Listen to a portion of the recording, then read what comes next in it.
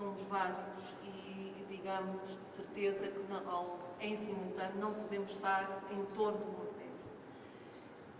Eu preparei um conjunto de, como sempre, não é? Sou professora e, portanto, tenho sempre aquela preocupação de organizar o discurso. Não tenho o mesmo traquejo, certamente, dos que me antecederam. Mas eu gostava apenas de dizer o seguinte. O que nós hoje, o simbolismo que foi aqui já enunciado, é um simbolismo particular. Ou seja, efetivamente, o que estamos aqui a ver são poucas peças de um grande espólio memorialista. Ou seja, nesse aspecto, honra seja feita, o Porto de Aveiro, no âmbito da comemoração dos 200 anos da abertura da Barra, decidiu que estava na hora de fazer um levantamento geral do que é que existia naquele arquivo, que não tinha essa noção de arquivo e, portanto, o que nós temos aqui é um património móvel, porque o imóvel está no Porto, está nas construções, é um imóvel e certamente que aquele que nós hoje fala-se de um outro património, que é feito de homens, que são aqueles que ao longo do tempo viveram.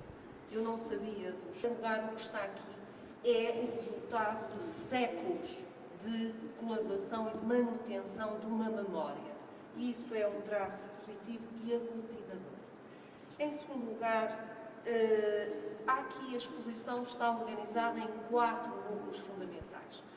Numa perspectiva que já certamente há aqui alguns painéis iniciais que nos conduzem à cronologia, o friso cronológico geral, e depois temos 3 núcleos. A Ria de Aveiro, esse património extraordinário que efetivamente levou e que suscitou conhecimentos e a produção, só selecionamos algumas peças.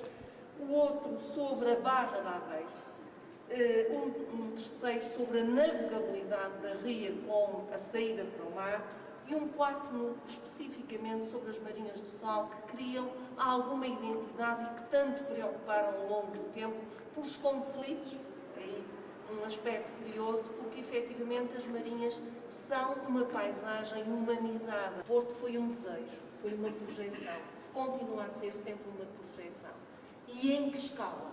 Nacional, local, regional, internacional?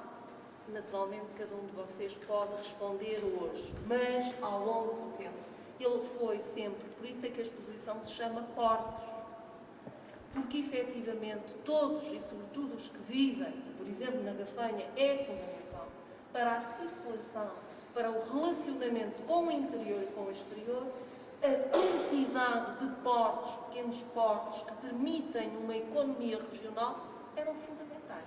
E esse é um estarrejo que um dos visitantes, porque a certa altura viu lá rios e riachos, disse: o meu avô foi guarda-rios.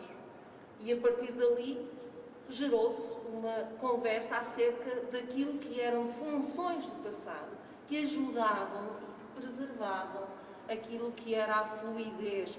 Não obstante os problemas ambientais, mas parte deles era porque os homens deixaram de zelar e de observar essa faceta.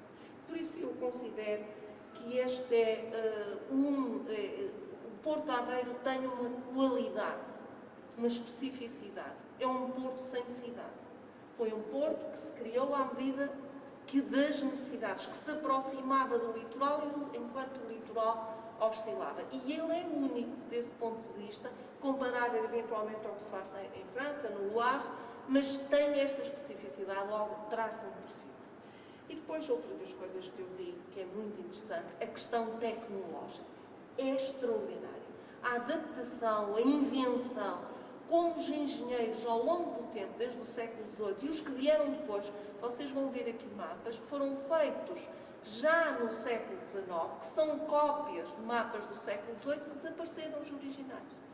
E são aqueles que mostram, por exemplo, quando lentamente se ia conquistando e como é que se conquistava, com muitas centenas de mãos de pessoas e de bois que voluntariamente, este é um aspecto curioso, voluntariamente subsidiavam e trabalhavam com um objetivo, sobretudo quando tudo morria.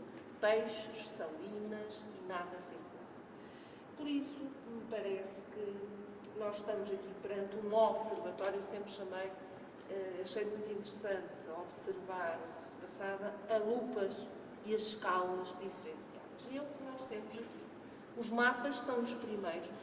Encontram mapas sempre, são mapas laborais, não são mapas para serem vistos, para serem sinais de poder, não, são sinais de trabalho intelectual, de pesquisa, de reconstituição. E por isso mesmo também temos aqui espécies únicas. Se fôssemos ver isto do ponto de vista da riqueza patrimonial, que foi utilizada, era a forma utilizada para poder ver a espécie humana. E quem usava aquilo? Extraordinário. Claro que essa parte eu não pude pesquisar, mas certamente há um arquivo e isso ficará, foi uma herança, terá que ser uma herança. Eu deixava, novamente, aproveito sempre para falar nestes aspectos, porque me parece que a memória, nós esquecemos, a história não pode ser construída à nossa medida.